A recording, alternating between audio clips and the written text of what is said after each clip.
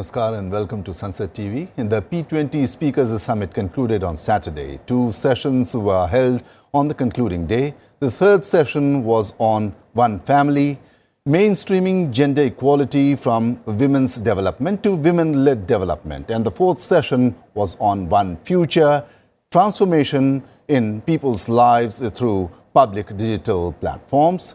During the concluding session, the P20 presidency was passed on to Brazil. After the conclusion, Vice President of India and Chairman Rajya Sabha hosted a lunch for the visiting dignitaries.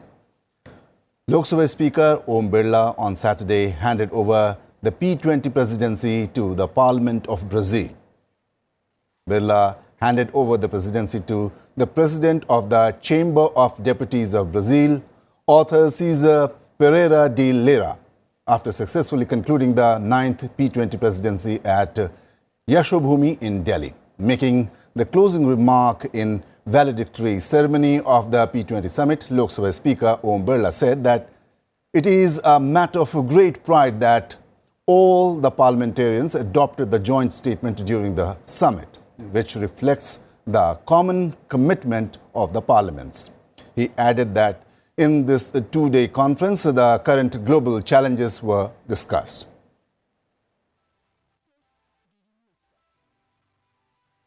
P20 शिखर सम्मेलन की सफलता के योगदान के लिए आपका और आपके प्रतिनिधिमंडल के सदस्यों का हार्दिक धन्यवाद व्यक्त करता हूं। P20 सम्मेलन में संयुक्त वक्तव्यों के एडॉप्शन में P20 की प्रक्रिया और मजबूत हुई है। मुझे विश्वास है कि जिन विषयों को हमने लिया है, एसडीजी, हरित ऊर्जा, महिला नेतृत्व वाले विकास, डिजिटल, सार्वजनिक इंफ्रास्ट्रक्चर, इन चारों सत्रों में आपने बहुत बहुमूल्य सुझाव और अपने अनुभव और अपने इनपुट को साझा किया है। निश्चित रूप से इन चारों विषयों को हमने मानव केंद्रित विषयों को रखा है और आने वाले समय में इससे जो G20 पर चर्चा हुई है, इन मानव केंद्रित विकास को हम P20 सम्मेलन को आगे लेकर जाएंगे और इन विषयों पर अपनी अपनी संसदों में सार्थक चर्चा और संवाद करेंगे। पिछले 2 दिनों के दौरान हुए विचार विमर्श ने G20 के संसदीय आयाम और P20 के संसदीय आयाम के महत्व को स्पष्ट रूप से रेखांकित किया है और ये स्थापित भी किया है कि किस प्रकार हमारी संसदें एक पृथ्वी, एक परिवार, एक भविष्य के लिए सामूहिक लक्ष्यों को प्राप्त करने में हमारी संसदों की बहुत महत्वपूर्ण भूमिका है। कई सदस्यों ने विचार विमर्श के लिए चयनित विकास से हटकर महत्वपूर्ण वैश्विक चुनौतियों का भी उल्लेख किया है। मुझे हाल ही की जियो पॉलिटिकल घटनाएं और कई उसमें आर्थिक मुद्दे भी हैं। कई देशों के प्रतिनिधियों ने पश्चिम एशिया, मध्य पूर्व की स्थिति का भी उल्लेख किया है। कुछ सदस्यों ने बहुपक्षवाद को मजबूत करने, अंतर्राष्ट्रीय व्यापार को बढ़ावा देने और सप्लाई चेन के रेजिलियंस की आवश्यकता का भी उल्लेख किया है। मैंने इन उल्लेखों को ध्यान से सुना है। आज के इंटर कनेक्टेड विश्व में हम किसी मुद्दे को आइसोलेशन में नहीं देख सकते। हम माननीय प्रतिनिधियों द्वारा दिए गए सभी अतिरिक्त उल्लेखों और सुझावों का स्वागत करते हैं। The third session on One Family took up the issue of mainstreaming gender equality from women's development to women-led development. There were lots of inputs during the session, particularly from women members among the dignitaries.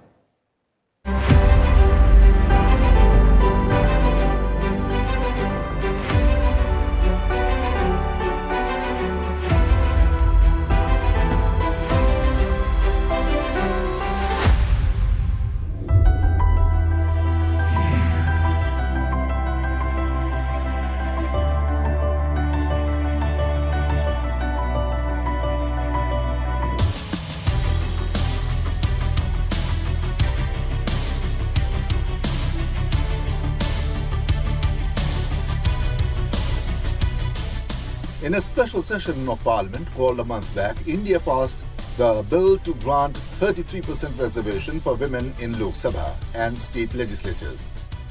Lok Sabha Speaker and Chairman of the 9th G20 Speakers Summit, Om Birla, initiated the third session of the summit on One Family, mainstreaming gender equality from women's development to women-led development, mentioning above the historic Women's Reservation Bill. महिला विकास से महिला नेतृत्व में विकास जैसे महत्वपूर्ण विषय पर अपने विचारों को साझा करेंगे। भारत में महिलाओं का सामाजिक और आर्थिक सशक्तिकरण हमारा संवैधानिक व्यवस्था का केंद्र रहा है। भारत की नए संसद भवन में विशेष सत्र में भारत की संसद ने संविधान संशोधन करके केंद्र और राज्य की सभी चुनी प्रतिनिधि संस्थाओं में महिलाओं के लिए 33% आरक्षण का ऐतिहासिक निर्णय लिया गया।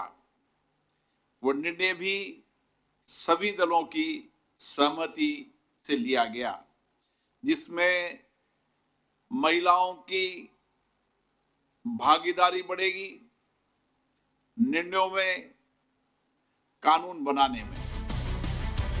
India has been implementing schemes like women's self-help groups to strengthen financial inclusion. Such schemes were hinted at by the Lok Sabha Speaker as measures to reduce economic disparities for women. महिलाओं के वित्तीय समावेशन और सामाजिक सुरक्षा के लिए भी कई योजनाएं चलाई जा रही है। हमारा लक्ष्य एक ऐसे समाज का निर्माण है जहां महिलाओं को समानता नहीं बल्कि समाज के सभी आयामों में नेतृत्व के सभी अवसर और अधिकार प्राप्त हो।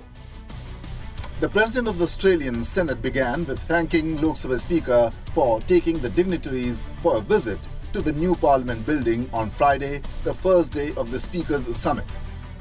Any doubt at all that India doesn't take its democracy seriously, well, they would have been convinced last night at the beautiful new Parliament building.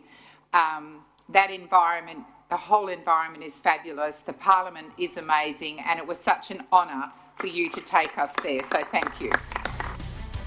She also congratulated India for passing the Women's Reservation Bill while underlining that Australia already has such an arrangement in the realm of 50%. The President of the Australian Senate also said women and children are the most vulnerable to climate change. According to the UN Women's statistics, women and girls are disproportionately affected by climate change. They are more likely to live in poverty. They are often the most vulnerable in the face of extreme weather events, food insecurity, and water scarcity. One of the striking statistics from UN Women is that 80% of people displaced by climate change are women and children. The Speaker of the National Assembly of South Africa began with a quote from Charlotte Elizabeth, the first woman mayor of Ottawa, Canada.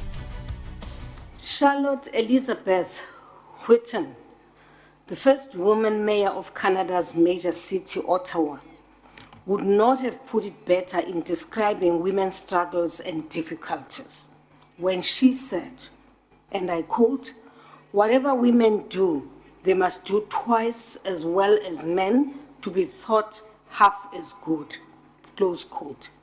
This means that no matter how good and meticulous women are, they are always doubted and regarded as perpetual incompetent, subhuman beings who must always prove their worth for existence. She also argued that for a just world, more than half of its population cannot always be kept at bay. Without the active participation of women and the incorporation of women's perspective at all levels of decision-making, the goals of equality, development, and peace cannot be achieved.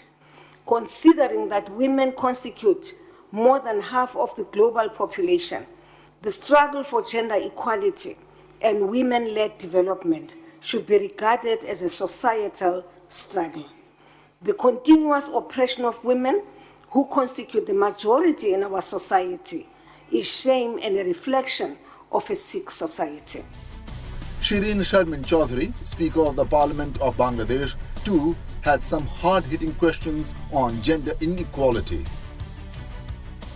In Bangladesh, about 4 million women working in the ready-made garment sector contribute to the economy of the country.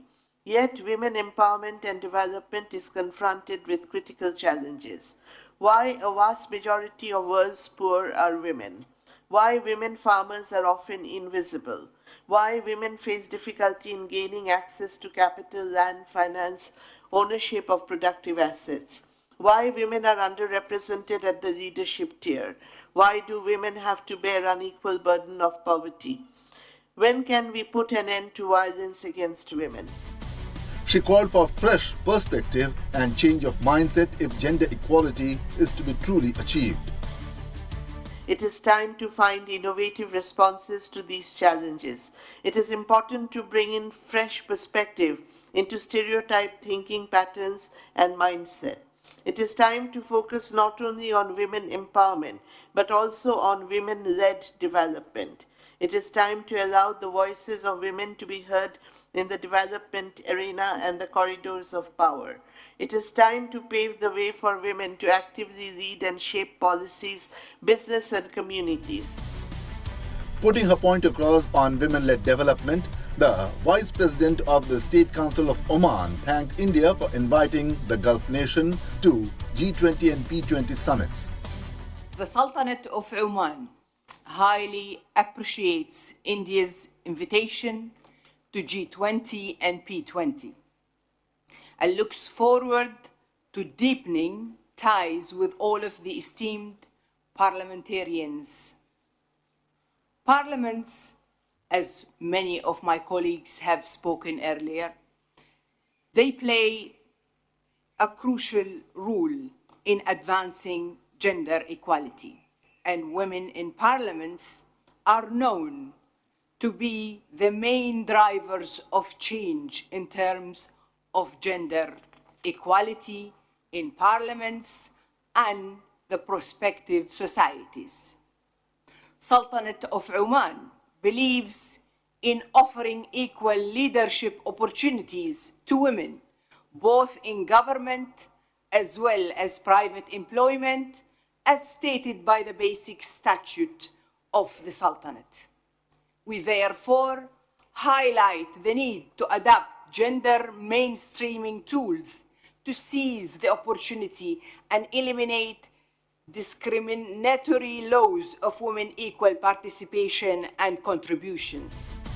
Dignitaries from other countries like Mexico, Spain and Russia too added their viewpoints on the issue. The session concluded with Deputy Chairman Rajya Sabha Harivansh thanking the dignitaries for their valuable inputs. We had very fruitful deliberations on the theme mainstreaming gender equality from women's development to women-led development. It gives me immense pleasure to share with you that our Parliament recently passed a historic legislation, Nari Shakti Vandan Adhiniyam, Women's Empowerment Act, which Honorable Speaker just mentioned, for providing 1/3 reservation to women in the Lok Sabha, House of the People and state assemblies. It's a significant step in creating an enabling environment to further strengthen the leadership role of women and their active involvement in the decision-making process. We hope to learn from your experiences as well. I am confident that together we can create a more egalitarian environment for the women folk of our countries in the legislative framework and decision-making bodies. Women-led development is a long-haul fight, and India seems to be moving in the right direction on the issue.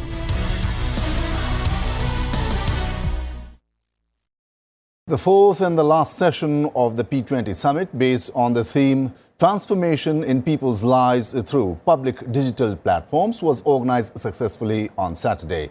The participating dignitaries thanked the Parliament of India for hosting the 9th G20 Parliamentary Speakers Summit and for its warm hospitality.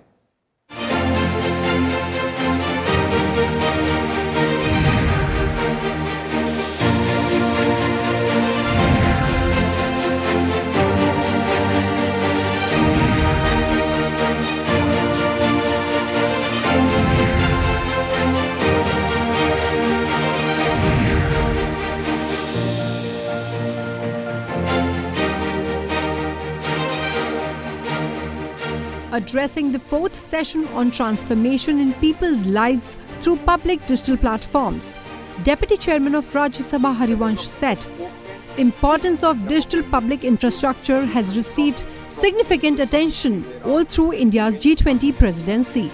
It also featured prominently in the G20 declaration document adopted unanimously by all countries. He also emphasized on various developments in the public digital platforms in India. During the recently held G20 summit in New Delhi, the transformative and inclusive role of digital technology was highlighted with a focus on digital public infrastructure. The key ideas of digital public infrastructure, DPI, and digital public goods, DPG, generated significant attention as exemplified by the emphasis on DPIs within the G20 framework.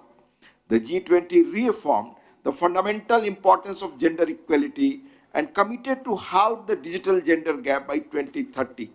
I would like to draw the kind attention of this distinguished gathering towards the G20 meeting on digital economy held in Bengaluru on 19th August 2023, during which an outcome document was published. Perhaps the most important section of the document is stated, and I quote, under the India's presidency's initiative, we recognize that digital public infrastructure, hereinafter referred to as DPI, is described as a set of shared digital systems that should be secure and interoperable and can be built on open standards and specifications to deliver and provide equitable access to public and or private services at a societal scale and are governed by applicable legal frameworks and enabling rules to drive development, inclusion, innovation, trust and competition, and respect human rights and fundamental freedoms, unquote. Excellencies, it's indeed a remarkable development that for the first time, a major multilateral grouping recognized the importance of DPI, provided a working definition for it, and detailed principles and approaches that might be considered in its development and deployment. It's, in many respects, the framework to further build a global DPI agenda. Taking part in the session, Acting President of Pan-African Parliament said that in this rapidly evolving digital age, the power of technology is undeniable, adding that public digital platforms break down geographical barriers, making education accessible to remote and underserviced communities. In this rapidly evolving digital age, the power of technology and public digital platforms to shape our future is undeniable.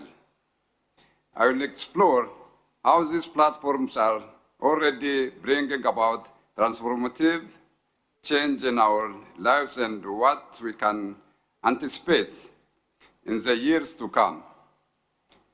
We find ourselves at the pivotal moment in history where digital platforms have become integral to our daily existence. From social media to e-commerce, from e-governance to online education, these platforms have woven themselves into the fabric of our society. They are the means through which we connect, communicate, and collaborate.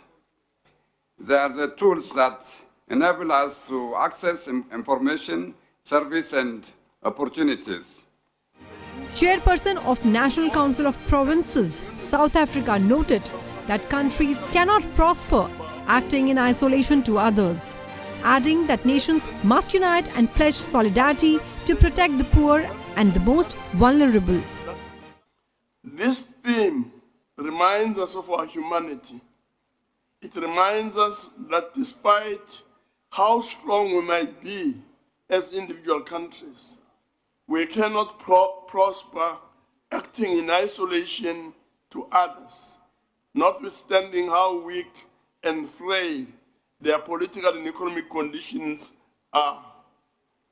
It calls upon all of us as global citizens to unite in confronting common challenges such as slow economic growth, recession, poverty, hunger, and the existing geopolitical tensions.